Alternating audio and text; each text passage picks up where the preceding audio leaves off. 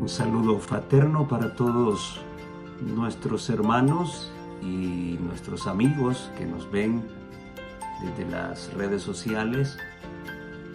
Dios pueda bendecirles en gran manera. Vamos a inclinar el rostro para poder pedir la dirección del Señor. Padre, que estás en los cielos, suplicamos la presencia de tu Espíritu Santo al iniciar este repaso de la lección de escuela sabática. Alumbra, Señor, nuestro entendimiento para comprender la belleza de Cristo en la vida de cada uno de nosotros, los seres humanos.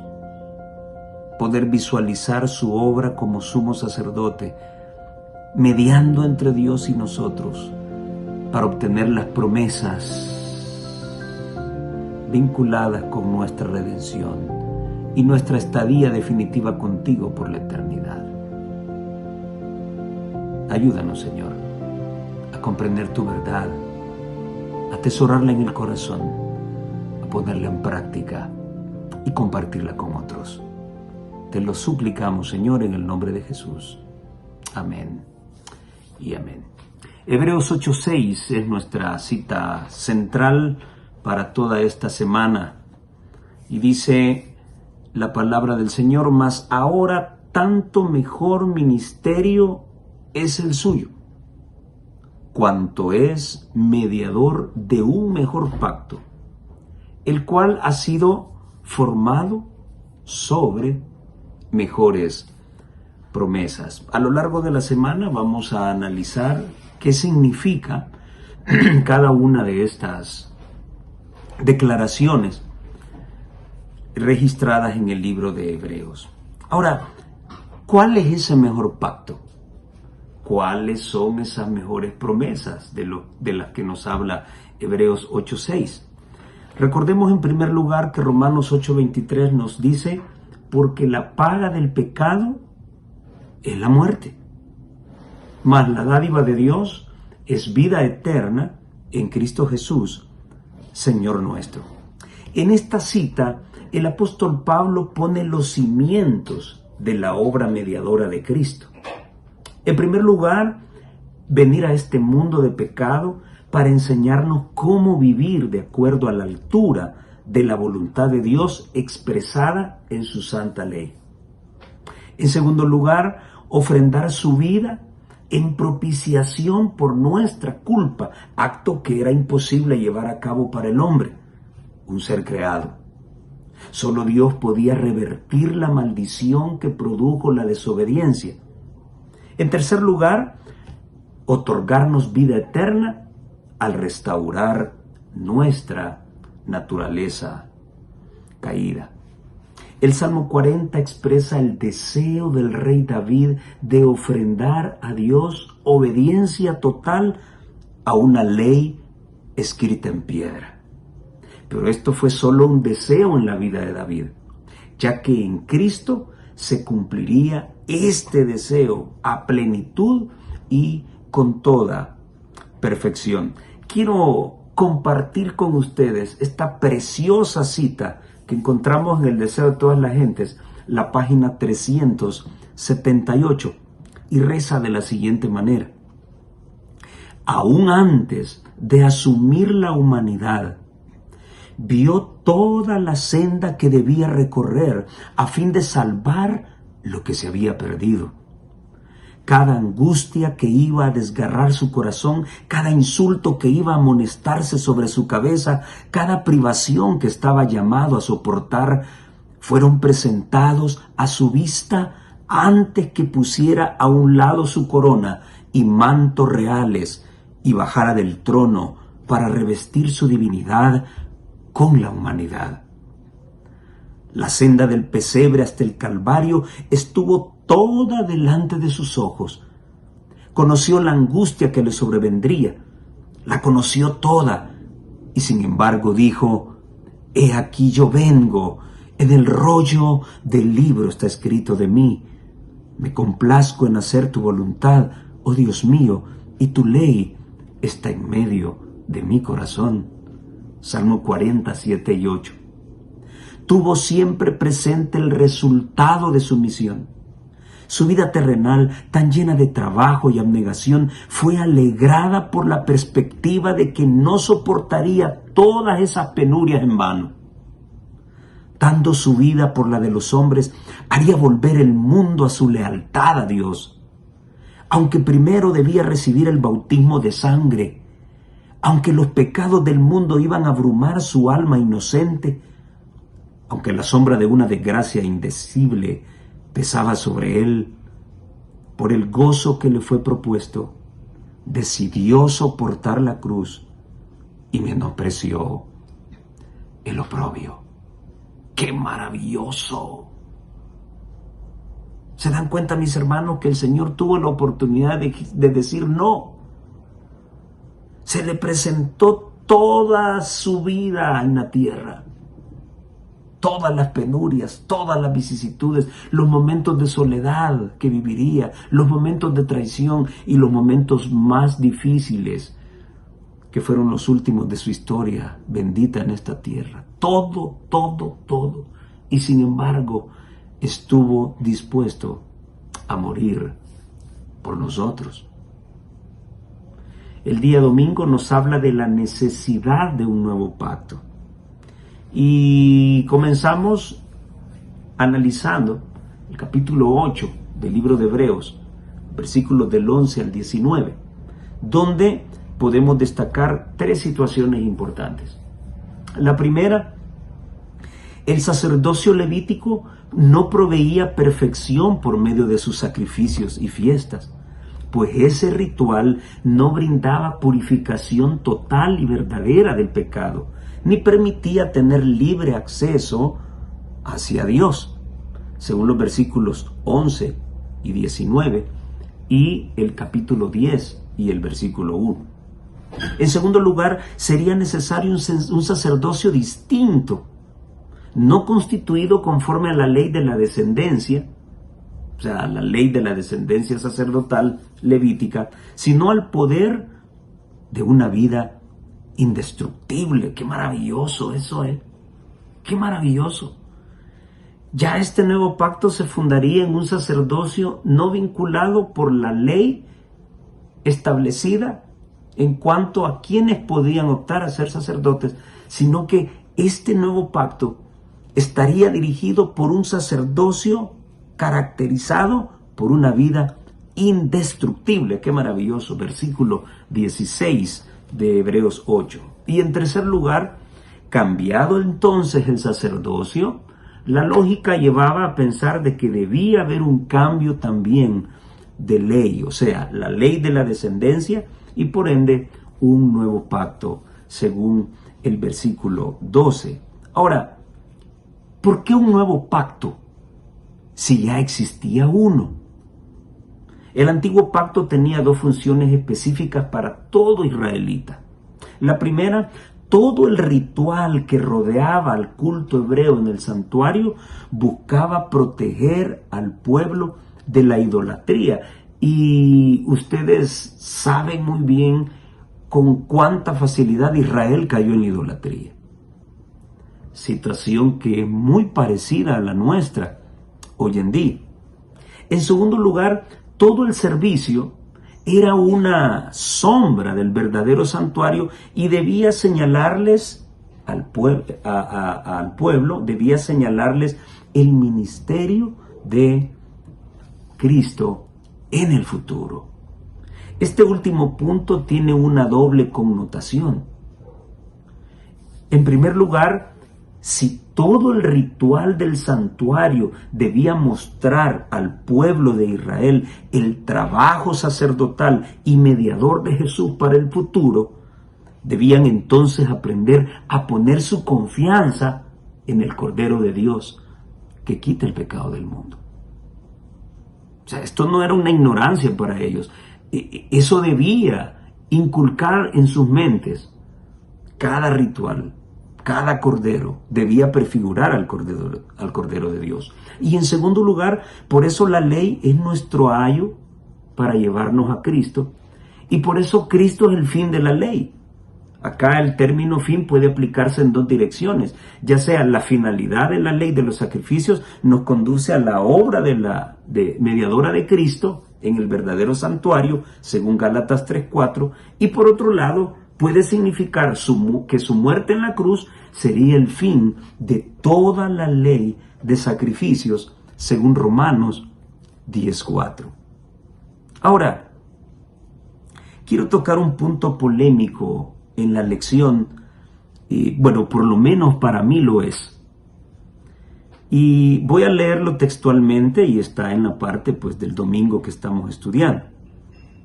Y textualmente la lección dice así: en otras palabras,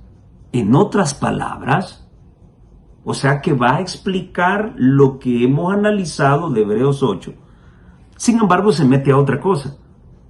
En otras palabras, incluso los 10 mandamientos, por más buenos y perfectos que sean, no pueden causar salvación. Y cita Romanos 3, 20 al 28 y Romanos 7, del 12 al 14. Ofrecen una norma perfecta de justicia, pero no brindan justicia. Así como el mirarse en un espejo tampoco puede borrar las arrugas de la edad, para la justicia perfecta necesitamos a Jesús como nuestro sustituto. Yo siempre, queridos hermanos, he considerado esto como un ataque a la ley de Dios aún dentro de nuestras filas. Esto no es fuera, esto es dentro. Y esa porción de la lección del domingo concluye con esta pregunta: ¿por qué la ley no puede salvarnos? A fin de cuentas, si guardáramos todos los mandamientos y los guardáramos bien, incluso a la perfección, dice, ¿por qué no podría eso salvarnos? Bueno, quiero compartir con ustedes mi apreciación personal y en lo que yo siempre he creído. En primer lugar, mis queridos hermanos, ¿de cuál salvación está hablando acá la lección? ¿De la limpieza de nuestros pecados únicamente por medio de la sangre de Jesús o de nuestra idoneidad para heredar la vida eterna, caminando por el camino de Dios manifestado en los 10 mandamientos? En segundo lugar, yo guardo los 10 mandamientos porque ya he sido justificado por Dios y salvo por la gracia de Jesús. El resultado agradecido de mi parte por su gracia inmerecida hacia mí es la obediencia. Y una vez que he sido justificado por el Señor y le he aceptado por fe, entonces Él envía su Espíritu Santo para darme la capacidad de poder obedecer a esa ley. En tercer lugar, los 10 mandamientos no brindan justicia como lo presenta la lección de escuela sabática. Yo quisiera que recordásemos lo que dice Deuteronomio 6:25. Y tendremos justicia cuando cuidemos de poner por obra todos estos mandamientos delante de Jehová nuestro Dios, como Él nos ha mandado. Ahora, ¿dan justicia los mandamientos, sí o no? La lección de escuela sabática da a demostrar que no. Por otro lado, Enoc, Noé y Job fueron varones rectos, perfectos y justos, rectos. ¿Por qué? Porque guardaban los 10 mandamientos. Estos mandamientos son rectos, estos mandamientos son justos, estos mandamientos son perfectos. Y esas 3 cosas son características del carácter de Dios. Cristo nos brinda la justicia perfecta basada en sus méritos. Nos justifica y nos perdona. Ahora, por medio de los 10 mandamientos, logramos conocer la justicia de Dios, experimentarla y disfrutar de sus beneficios presentes y futuros a fin de obtener la vida eterna.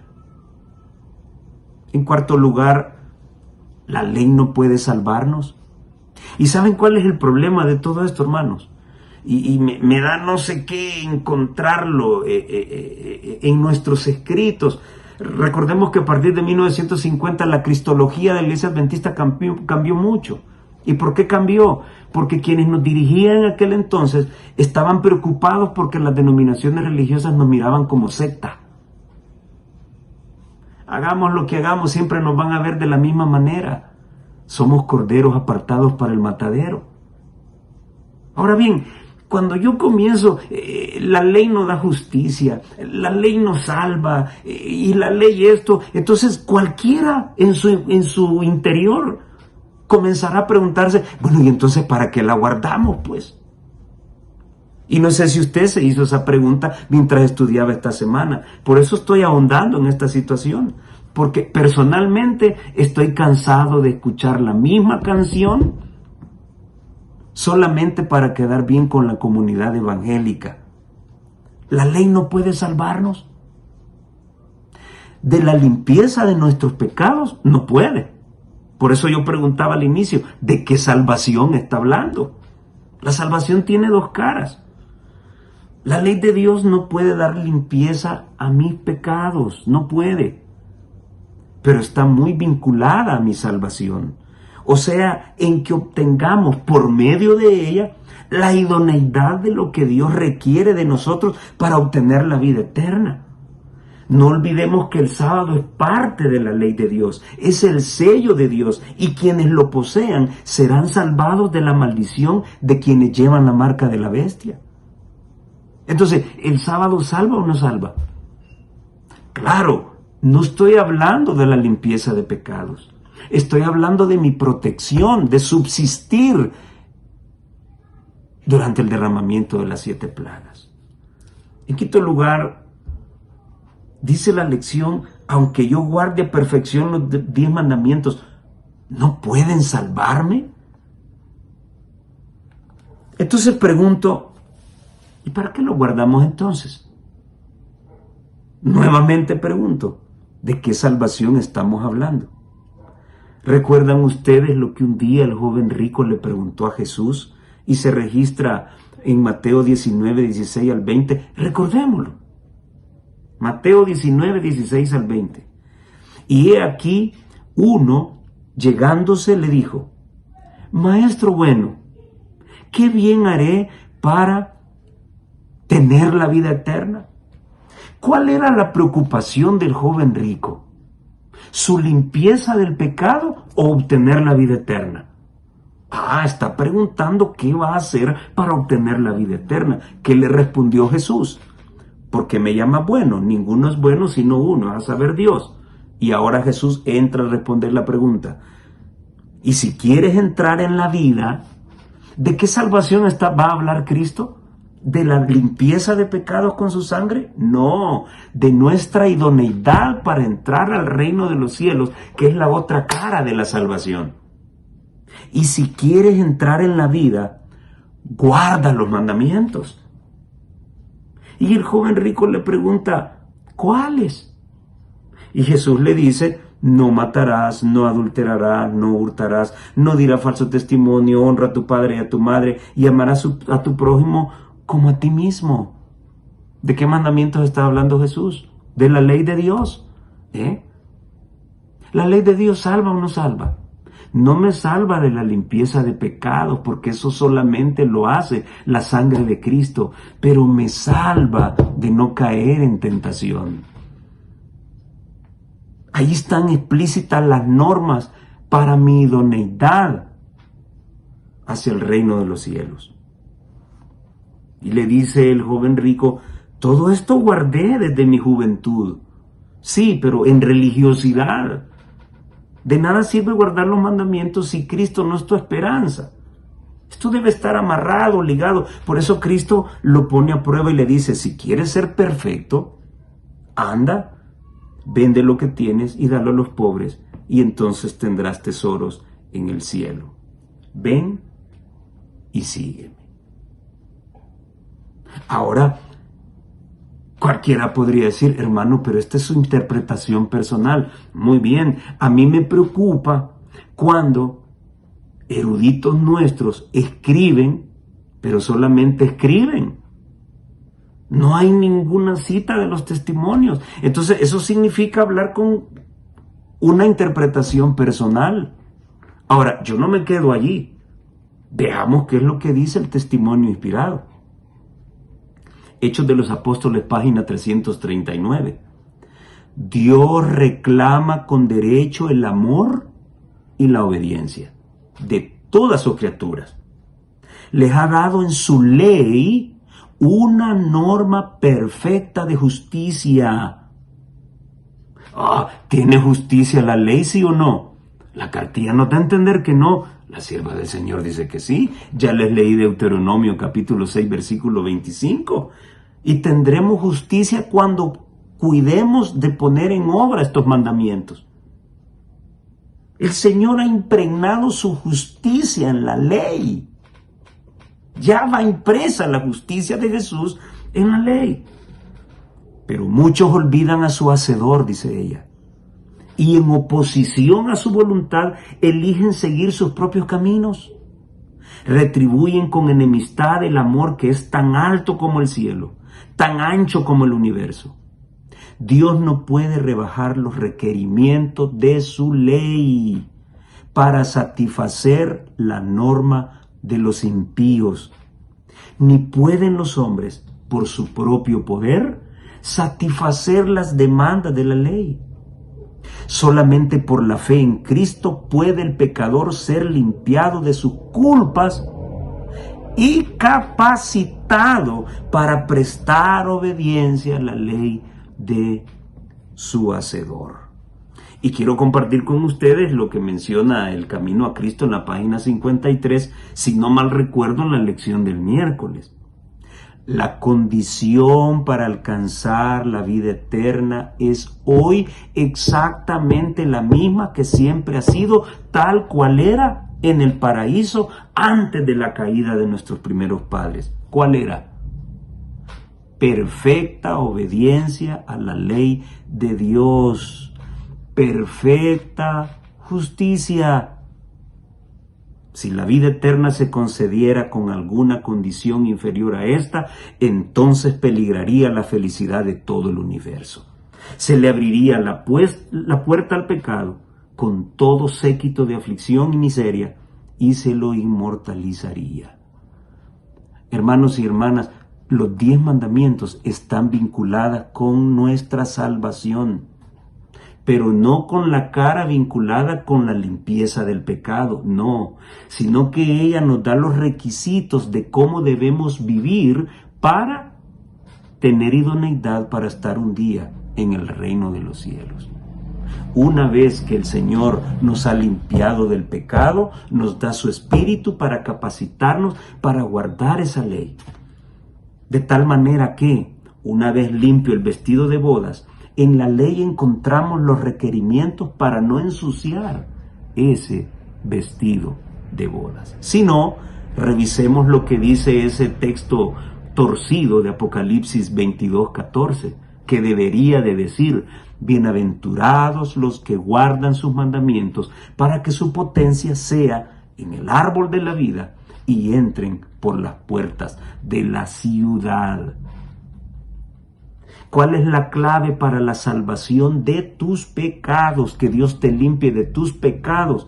La sangre de Cristo. Ahora, ¿cuál es el instrumento que necesitas para llevar una vida recta y poder entrar por las puertas de la ciudad y vivir eternamente con Dios? Los 10 mandamientos son el camino a seguir. Así que tengamos mucho cuidado cuando nos dicen, no, que la ley no salva. No, un momento. Siempre pregunten, ¿de qué salvación está hablando, mi hermano? Así que yo encuentro esta cuestión cuando los nuestros lo mencionan, lleva pólvora y hay que tener cuidado con eso. La parte del lunes habla del nuevo y renovado, un pacto nuevo y renovado. Entonces concluimos con la parte del domingo que era necesario un nuevo pacto porque venía un nuevo sacerdocio, un mejor sacerdocio, que no se basaba en la ley de la descendencia, sino que estaba fundamentada en una vida impecable e intachable e inquebrantable. Ahora, este pacto es nuevo y renovado. Comenzamos comparando Hebreos 8, 10 al 12 con Deuteronomio 6, del 4 al 6, Deuteronomio 30 del 11 al 14 y Jeremías 31, 31 al 34. Y notamos que ese nuevo pacto del que se habla ya en Hebreos capítulo 8, pues ya estaba dado en Jeremías 31 del 31 al 34. Ahora, la palabra Hadash, aplicada a nuevo, que nuevo significa que acaba de aparecer, de formarse, de fabricarse, que se ve o que se oye por primera vez. Al compararlo con renovar, suena parecido. Renovar es hacer como de nuevo algo o volverlo a su primer estado, es restablecer o reanudar una relación u otra cosa que se había interrumpido, remudar, poner de nuevo, reemplazar algo, sustituir una cosa vieja o que ya ha servido por una nueva de la misma clase. Esta definición es bien importante, la saqué del diccionario. Otra definición es dar nueva energía a algo o transformarlo. Y la última aplicación que se da es reiterar o publicar de nuevo. O sea, ambos términos tienen su parecido. Pero lo que la lección trató de dejarnos es que realmente este asunto no es tan nuevo del todo. ¿Por qué? Lo que yo siempre he dicho. O sea, ¿cuál es la diferencia entre lo nuevo y lo viejo? Bueno, la ley de Dios sigue siendo el instrumento principal. Lo único que cambia ahí es el lugar donde va a ser escrita esa ley. Antiguamente fue en tablas de piedra, ¿sí? Ahora en el nuevo pacto será escrita en la mente y en el corazón. Lo que cambia es el lugar donde va a ser escrita, pero el mismo instrumento está en juego, los 10 mandamientos. Jeremías 31 nos muestra la primera vez que Dios habla del nuevo pacto o un pacto renovado, y principalmente lo estuve revisando, así es como se menciona en el Tanaj y en la Torá. Usa la misma expresión, nuevo pacto. La Torá también menciona lo mismo, o un pacto renovado. Se menciona una renovación o un nuevo pacto, no porque Dios le dio un pacto incompleto al pueblo, o el anterior fuese un problema. No. Esta semana aprendimos que el problema estaba en quién. No estaba en la ley. El problema estaba en el pueblo que infringió ese pacto, que violó ese pacto, que no pudo sostenerlo a pesar de haber dicho que harían todo lo que Dios les ordenase. Si hubiesen visto a Cristo, el Cordero de Dios, en cada sacrificio y depositado su fe en Él, entonces hubiesen tenido la fuerza necesaria para ser fieles y no quebrantar ese pacto. Ahora, a pesar de todo, la Biblia ya registraba a personas que guardaban esta ley con todo el corazón. Y ahí hemos navegado en Salmos, ¿verdad? Como David, Isaías hablaban de esta aplicación de la ley al corazón. Las promesas mosaicas nunca se cumplieron en el antiguo pacto. ¿Por qué? Por la infidelidad del pueblo. Con el nuevo pacto se garantiza el cumplimiento de las promesas, porque el garante es ¿quién? El garante es Cristo. Ahora, haciendo una comparación entre el antiguo pacto y el nuevo pacto fue escrito en piedra. El nuevo pacto será escrito en la mente y el corazón. El antiguo pacto llevaba maldiciones para quien no las cumpliese, ¿sí? Y hay una larga lista de bendiciones que Moisés da en Deuteronomio para todos aquellos que guarden los mandamientos. Deuteronomio 5, 6. Pero luego, si ustedes se olvidan de guardar estos estatutos y mandamientos, y comienza a mencionar un montón de maldiciones. Ahora, en este caso, todas esas maldiciones, Cristo las sobrellevó al venir en la tierra. Por eso es que este nuevo pacto no lleva maldiciones. Por otro lado, el antiguo pacto, cada una de las promesas nunca llegaron a cumplirse por la infidelidad del pueblo. En el nuevo pacto se asegura que las promesas puedan cumplirse. ¿Por qué? Porque Cristo es el garante. Cristo sí vivió una vida perfecta. Y todos aquellos que se sujeten de Él, y todos aquellos que confíen en Él, y todos aquellos que hagan cumplir en su vida aquella cita que dice, todo lo puedo en Cristo que me fortalece, entonces podrán vivir sin pecado en esta tierra antes de que Cristo vuelva. Y aquí entraría en discusión con uno de los ministros del Evangelio que habla que no existe esa generación perfecta antes de que Jesús venga. Hay tantas citas de la sierva del Señor que lo mencionan, y aún hay muchas citas bíblicas que lo mencionan. Y hoy, pues lo estamos estudiando. 2 Timoteo 2:13 dice, si fuéramos infieles, Él permanece fiel. Y eso es lo que va a garantizar el cumplimiento de las promesas. Él no puede negarse a sí mismo. Él no puede mentir, porque Él es perfecto. Vino a esta tierra, venció, triunfó. Y eso es la garantía de que todos estas promesas que van anexas al nuevo pacto sean una realidad para nuestra vida. Ahora pasamos a la parte del día martes. El nuevo pacto tiene un mejor mediador. Y comenzamos analizando Hebreos 8 del 1 al 6. Y encontramos ahí 8 situaciones muy interesantes. La primera de ellas, Cristo, está registrado en el versículo 1, Cristo nuestro sumo sacerdote se sentó a la diestra del trono de la majestad en los cielos. Vean ustedes cómo vamos entronizando a la secuencia de cosas que Jesús hizo al ascender a los cielos.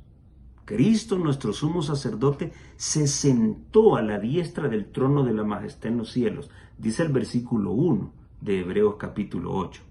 Segundo aspecto, Cristo es ministro del santuario celestial. Hermanos, esto es muy importante que lo entendamos. ¿Por qué? Teólogos adventistas han comenzado a escribir que no existe un santuario celestial. Y bueno, lo malo hay que puntualizarlo, ¿no? El pastor Charles Scriven, escribió acerca de esto. ¿Ustedes se imaginan lo que significa que no exista un santuario en el cielo? Se derrumban todas nuestras doctrinas y toda nuestra creencia. Tremendo. La palabra de Dios en Hebreos 8:2 nos asegura que Cristo es el ministro del santuario celestial. Tercer aspecto, Cristo es ministro del verdadero tabernáculo que Él mismo levantó y no mano humana, reafirma el versículo 2. ¿Sí? Así que el Señor es ministro de todo el santuario, pero también ministra el tabernáculo, la casita. Fue levantada por Él y no mano humana. Cuarto aspecto, todo sumo sacerdote fue constituido o fue levantado para ofrecer ofrendas y sacrificios, según el versículo 3. Intercedía por el pueblo, sí, pero también ofrendaba y hacía sacrificios para sí mismo. Quinto aspecto, Cristo tiene alguna ofrenda o sacrificio que ofrecer. ¿Y cuál es? Su propia vida, su sangre preciosa. Es lo que da a entender el versículo 3. Sexta característica, el ministerio de Cristo como sumo sacerdote estaría empañado por los servicios del santuario terrenal. Es lo que da a entender el versículo 4. Séptimo aspecto, los rituales y sacrificios del santuario terrenal solo son una sombra del santuario celestial. tal como desde un principio se le ordenó a Moisés que edificara el santuario terrenal de acuerdo al modelo que se le presentó. Modelo que existe hasta el día de hoy en el reino de los cielos, es lo que da a entender el versículo 5. Entonces, con toda seguridad, el santuario celestial es una realidad. Cuando hablo del santuario en campañas evangelísticas, yo muestro a los amigos que visitan y llegan a la campaña, les demuestro que la mayoría de muebles del santuario están ahí arriba. Bueno, acá se nos dice, el Señor es ministro, o sea, es sacerdote, ahí está el sacerdocio. ¿Es sacerdote de dónde? Del santuario y del tabernáculo. ¿Dónde están? Ahí arriba, aquí está la cita. Les explicamos que altar de sacrificios no hay porque en el cielo porque representan la cruz. Y Cristo no murió en el cielo, murió aquí en la tierra. Por otro lado, también les decimos que lavacro no hay en el santuario celestial porque allá nadie se va a bautizar, nos bautizamos aquí.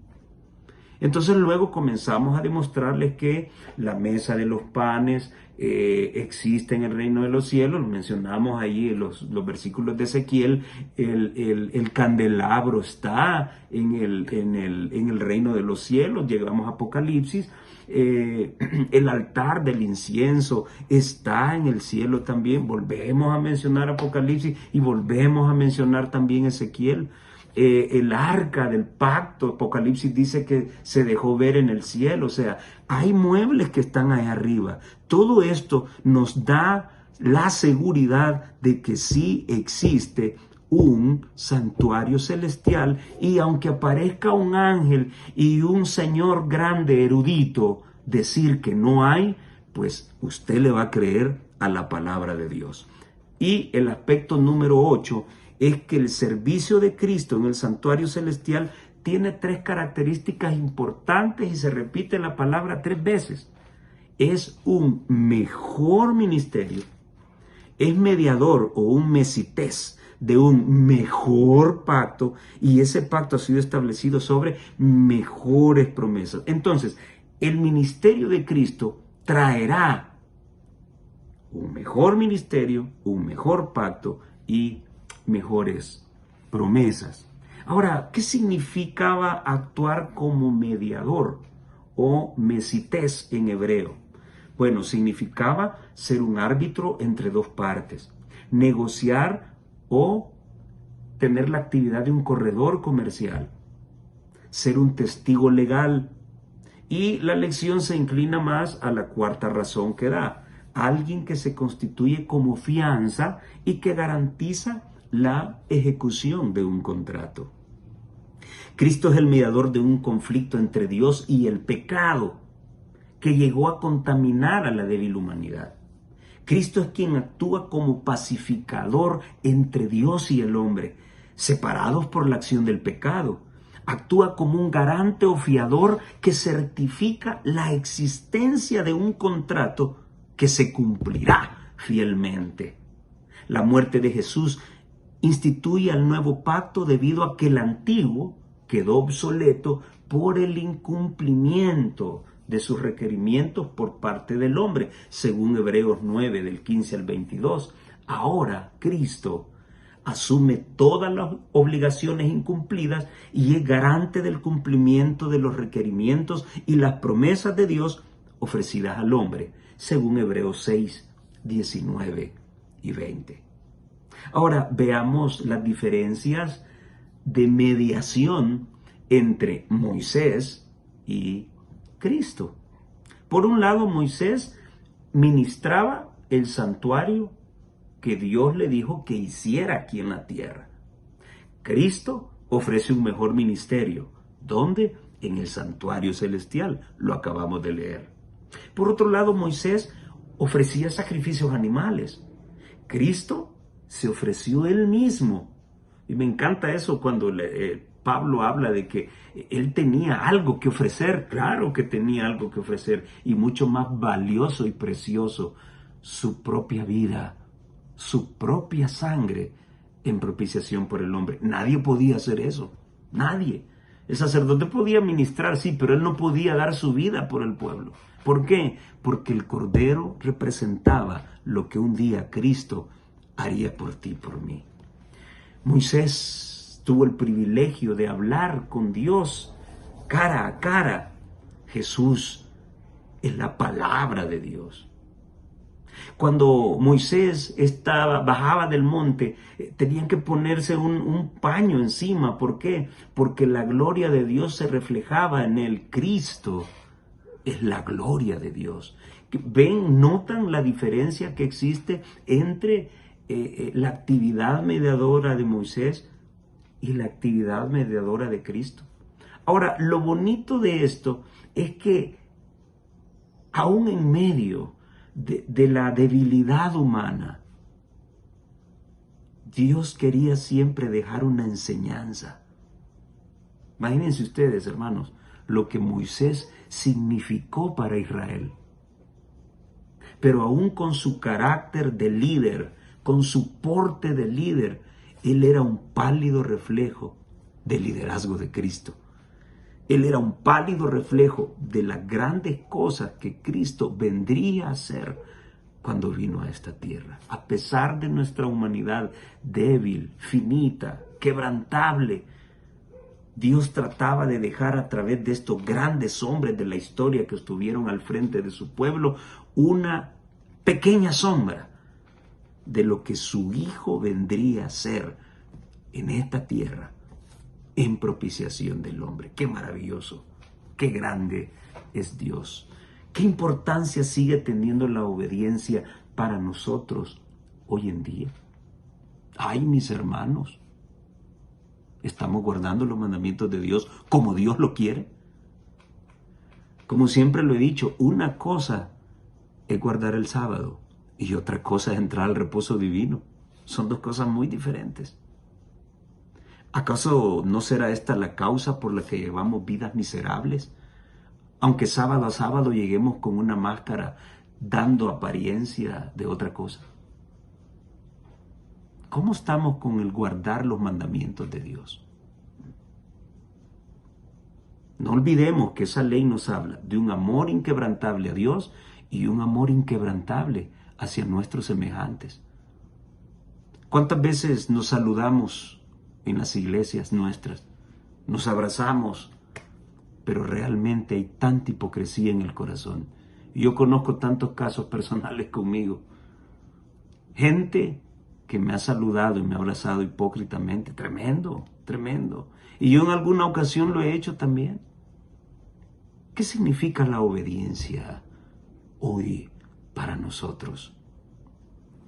La parte del miércoles nos habla del nuevo pacto, tiene promesas mejores. Las mejores promesas aluden a diferentes promesas. El pacto entre Dios e Israel se ratificaba por medio de sangre. Y acá me gustaría que pensásemos un poco en ese pacto que Abraham hizo con Dios. Cuando le dice que parta las partes del animal, ¿verdad? Y que él pasará en medio. ¿Recuerdan ese evento? Otro evento maravilloso, cuando Cristo mismo le dice a Gedeón que le lleve las cositas que le pidió para hacer pacto, ¿sí? Y él las consumó. O sea, hacer un pacto era algo importantísimo. Y Dios lo hacía con Israel a través del ministerio de la sangre. Esta sangre se rociaba sobre el altar que representaba a Dios y sobre las 12 columnas que representaban al pueblo. O sea, el sacerdote, que era el intercesor en manejar la sangre, era el que mediaba entre Dios y el hombre.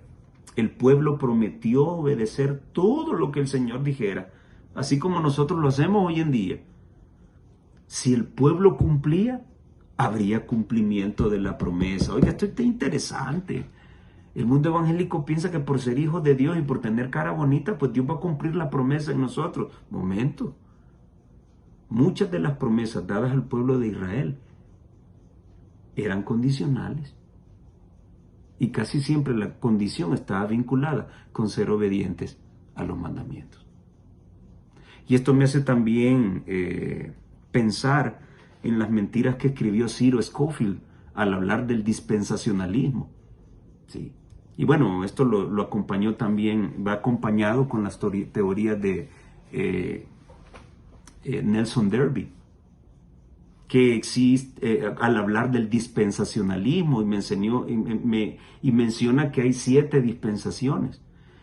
Y en resumen, todo esto significa de que existen promesas diferentes, unas para el Israel literal y otras para el Israel espiritual.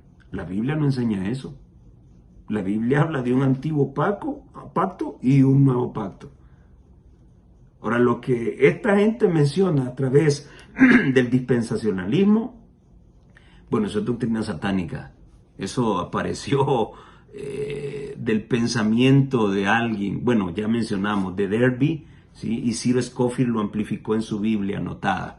Pero la Biblia no habla de esa dispensación ni enseña que existen promesas separadas, una para el Israel espiritual y otra para el Israel literal. La Biblia no habla eso. Hoy día Dios satisface las demandas del nuevo pacto por nosotros porque dio a su propio Hijo en propiciación para vivir una vida perfecta de obediencia a la ley de Dios.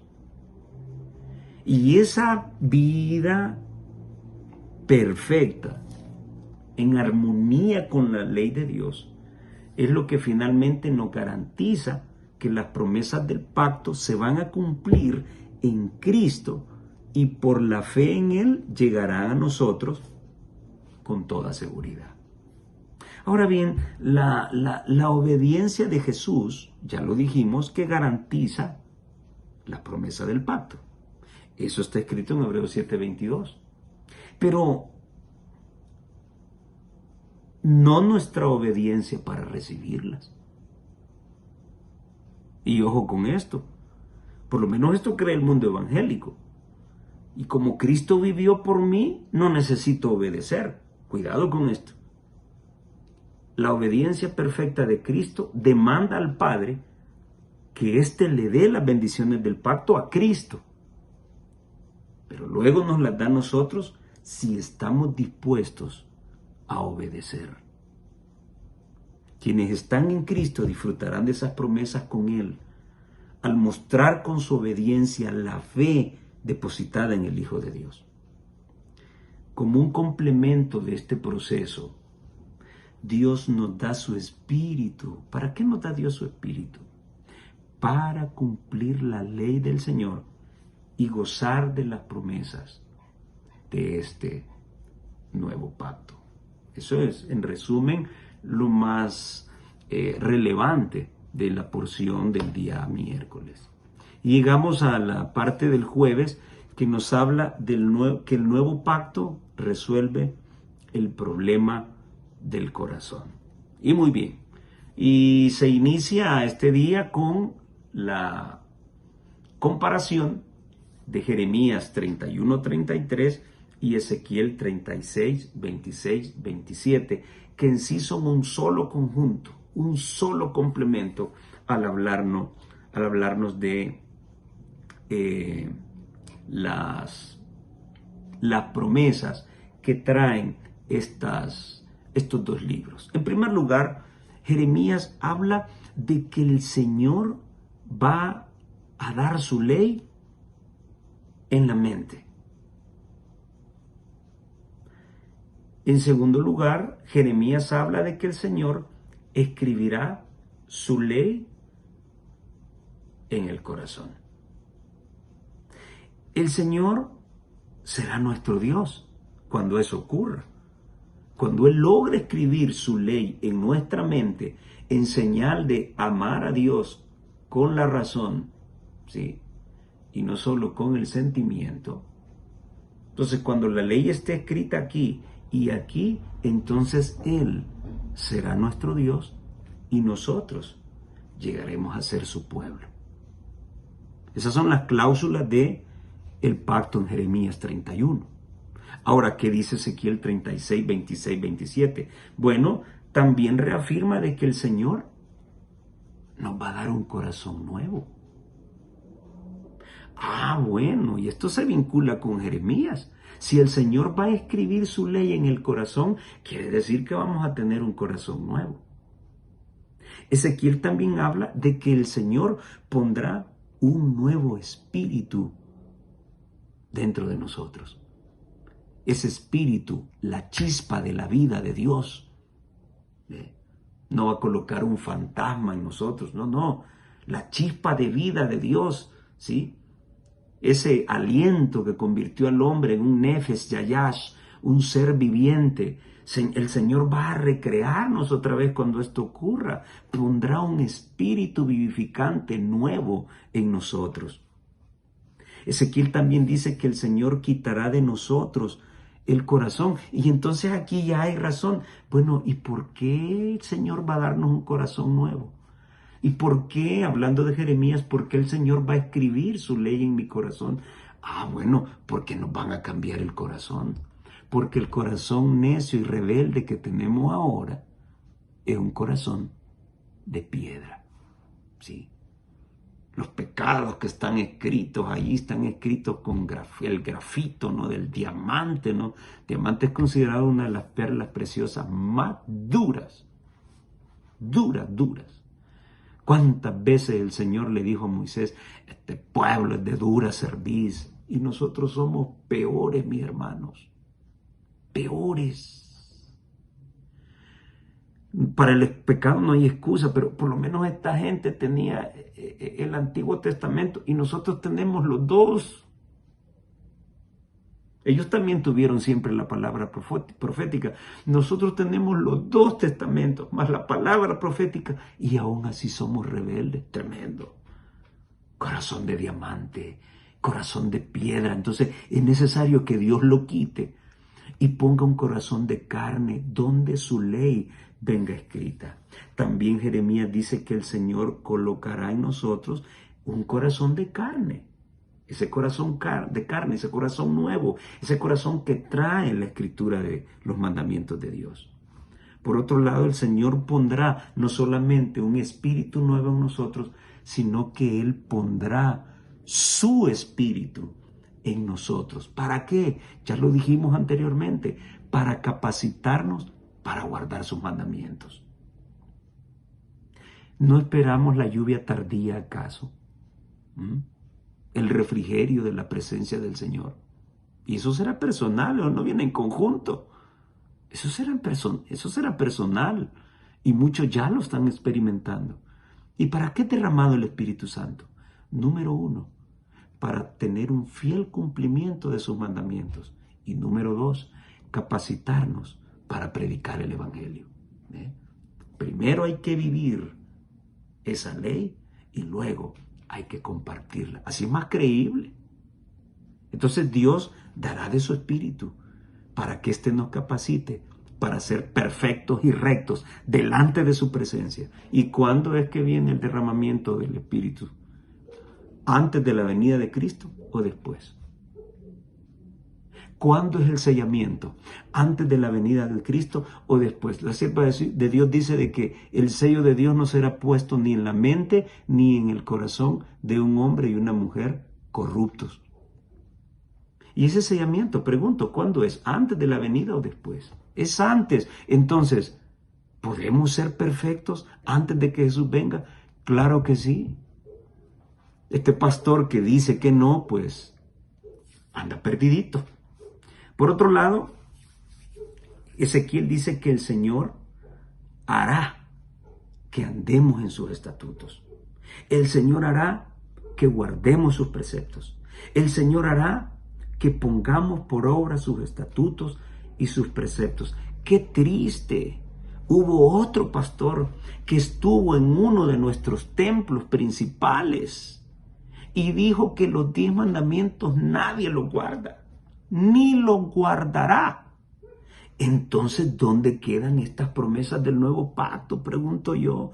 ¡Qué triste! No es el mundo evangélico el que está hablando. Es nuestro propio pueblo.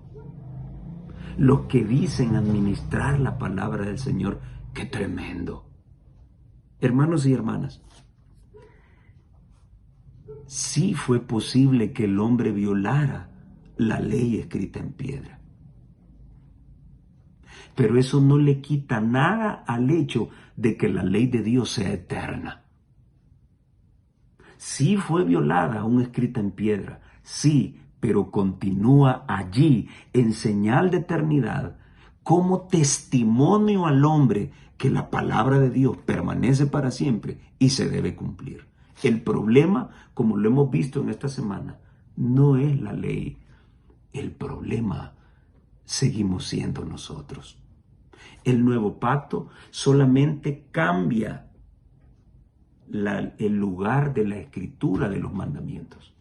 En el antiguo pacto son los mandamientos, en el nuevo siguen siendo los mandamientos. Yo no sé qué nuevo pacto es el que observan los movimientos religiosos modernos, evangélicos. Y somos la iglesia del nuevo pacto, dice. Entonces deberían de guardar los 10 mandamientos. Deberían guardar el día de reposo, el sábado. ¿Por qué? Lo único que cambia es el lugar donde va a ser escrito. Antiguamente fueron escritos en tablas de piedra, pero Dios quiere tener una relación personal contigo y conmigo, y por eso toca la puerta del corazón. Todo esto será una realidad, todas estas promesas serán una realidad si estamos dispuestos a abrir la puerta del corazón. Magnífico, importante conocer que hay un antiguo pacto y que hay un nuevo pacto que establecerá el Señor.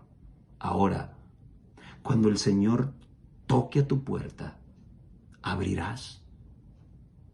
¿Permitirás que el Señor entre en ti y cambie todo? Quite ese corazón de piedra, ponga un corazón de carne nuevo, te dé nueva vida y dé de su espíritu en tu vida para que puedas cumplir esa ley. ¿Creerás eso y abrirás? ¿O seguirás reteniendo la puerta, abrazando tus sofismas, abrazando tu filosofía, o abrazando la filosofía de esos pseudos pastores, comerciantes del evangelio, que están torciendo las escrituras en este momento? Que Dios te bendiga y que te ayude a tomar la mejor decisión. ¿Sí? Lo más importante en tu vida debe ser que tu nombre esté escrito en el libro de la vida del Cordero. Aquí te lo pueden borrar donde sea, pero si tu nombre sigue escrito en el libro de la vida del Cordero, entonces estarás contado entre los salvos. Gracias al Señor por Cristo, por su sacerdocio, por su mediación y porque en Él tenemos la garantía que ese precioso pacto será una realidad en cada uno de aquellos que decidan dejarle entrar al corazón. Que el Señor te bendiga, es mi deseo y oración.